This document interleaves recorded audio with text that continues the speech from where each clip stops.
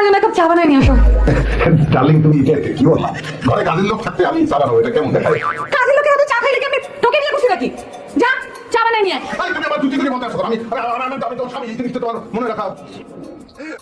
তুই বল দিব অথবা তুই বলবি কোনটা? প্লিজ।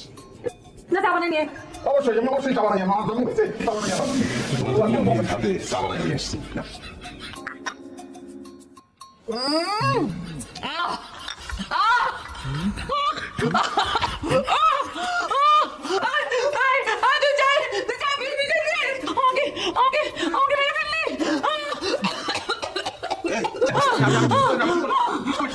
আরে লাগলে আমি তাজা বিষ নিয়ে নেবো, বিষ খেয়ে যাবো, কিন্তু তুমি চা খেয়ে যাবো না।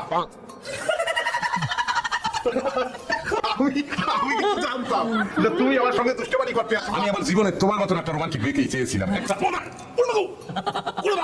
আমি এখন তোর রক্ত খাবো।